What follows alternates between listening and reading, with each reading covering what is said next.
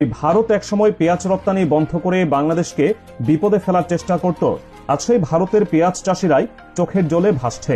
পাশার দান উল্টে গেছে। বাংলাদেশের কঠোর অবস্থানের কারণে ভারতের বৃহত্তম পেঁয়াজের বাজারগুলোতে এখন শ্মশানের নীরবতা। ভারতের গোদামে পচে নষ্ট হচ্ছে হাজার হাজার টন পেঁয়াজ, অথচ ক্রেতা নেই। কারণ বাংলাদেশ তো বটেই, ভারতের দীর্ঘদিনের বিশ্বস্ত বন্ধু সৌদি আরবও এবার মুখ ফিরিয়ে নিয়েছে। চীন এবং পাকিস্তানের সহায়তায় বাংলাদেশ যে বিকল্প বাজার তৈরি করেছে তা ভারতের অর্থনীতির জন্য এক বড় ধাক্কা হয়ে দাঁড়িয়েছে। মহারাষ্ট্রের নাসিক থেকে শুরু করে ভারতের বড় বড় পাইকারি বাজারগুলোতে এখন হাহাকার। দেশটির পেঁয়াজ ব্যবসায়ীরা মাথায় হাত দিয়ে বসে আছেন। ইকোনমিক টাইমসের প্রতিবেদনে উঠে এসেছে এক ভয়াবহ চিত্র। ভারতের পেঁয়াজ রপ্তানির এই দুরবস্থার জন্য অন্য কেউ নয়, নয়াদিল্লির খামখেয়ালি নীতিকেই পুরোপুরি দায়ী করা হচ্ছে। একটা সময় ছিল যখন ভারত চাইলেই পেঁয়াজ রপ্তানি বন্ধ করে দিত, আবার ইচ্ছে হলে চড়া দামে রপ্তানি করত। কিন্তু এখন পরিস্থিতি সম্পূর্ণ ভিন্ন। ভারতের স্থানীয় বাজারে পেঁয়াজের দাম তলানিতে গিয়ে ঠেকেছে। কেজি প্রতি দাম নেমে এসেছে 25 থেকে 30 রুপিতে। তবুও বাংলাদেশ কিংবা সৌদি আরবের মতো বড় ক্রেতারা ভারতের দিকে ফিরেও তাকাচ্ছে না। এই সংকটের মূল কারণ হল ভারতের উপর অতি নির্ভরশীলতা কমিয়ে বাংলাদেশ এখন আত্মনির্ভরশীলতার পথে হাঁটছে। পাশাপাশি চীন, পাকিস্তান, ইরান এবং ইয়েমেনের মতো দেশগুলো থেকে পেঁয়াজ আমদানির নতুন পথ খুলে গেছে। ভারতের হর্টিকালচার প্রডিউস এক্সপোর্টার্স অ্যাসোসিয়েশনের তথ্যমতে দেশটির সরকারি কর্মকর্তারা রপ্তানির এই ধস দেখে রীতিমতো হতভম্ব। তারা ভাবতেই পারেননি যে তাদের দীর্ঘদিনের একচ্ছত্র আধিপত্য এভাবে নিমিষেই ধসে পড়বে। মূলত ভারতের বারবার রপ্তানি নিষেধাজ্ঞা এবং নীতি পরিবর্তনের কারণেই আমদানিকারক দেশগুলো বাধ্য হয়ে বিকল্প এবং স্থায়ী বাজারের সন্ধান করেছে। পরিসংখ্যানের দিকে তাকালে ভারতের এই পতনের চিত্রটি আরও স্পষ্ট হয়ে ওঠে।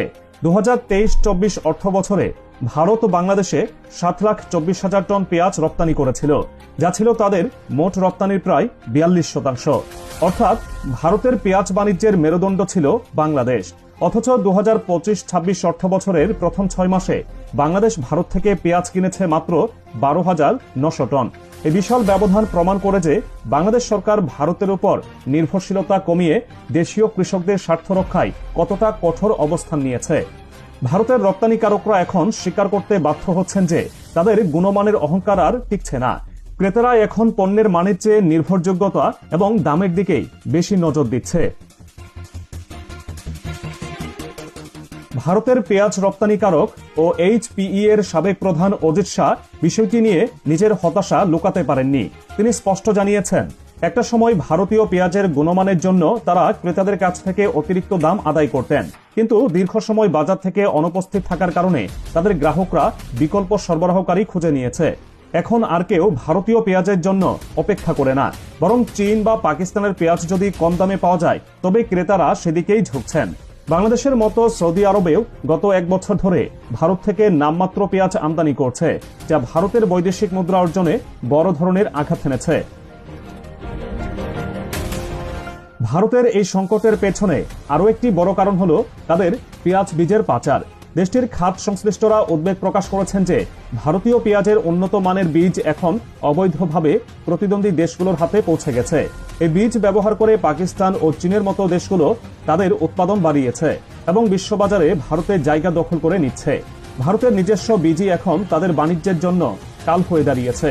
একদিকে রপ্তানি বন্ধের কারণে বাজার হারানো, অন্যদিকে নিজেদের প্রযুক্তিতেই অন্য দেশের স্বাবলম্বী হয়ে ওঠা, সব মিলিয়ে ভারতের পেঁয়াজ চাষিরা এখন অস্তিত্ব সংকটে। অতীতের ঘটনাগুলো স্মরণ করলে দেখা যায় ভারত 2019 সালের সেপ্টেম্বর এবং 2020 সালের সেপ্টেম্বরে কোনো পূর্ব ঘোষণা ছাড়াই পেঁয়াজ রপ্তানি বন্ধ করে দিয়েছিল। সে সময় বাংলাদেশের বাজারে পেঁয়াজের দাম আকাশচুম্বী হয়ে গিয়েছিল এবং সাধারণ মানুষকে চরম ভোগান্তিতে পড়তে হয়েছিল। 2020 সালে বাংলাদেশ সরকার ভারতের কাছে একটি কড়া কূটনৈতিক নোট পাঠিয়েছিল, যেখানে এই ঘন ঘন নীতি পরিবর্তনের তীব্র প্রতিবাদ জানানো হয়েছিল। সেই তিক্ত অভিজ্ঞতাই বাংলাদেশকে শিক্ষা দিয়েছে। বর্তমানে বাংলাদেশের কৃষি মন্ত্রণালয় স্থানীয় কৃষকদের সুরক্ষায় ভারত থেকে পেঁয়াজ আমদানির অনুমতি দিচ্ছে না, যা ভারতের জন্য এক প্রকার বিনা মেঘে বজ্রপাতের মতো ঘটনা।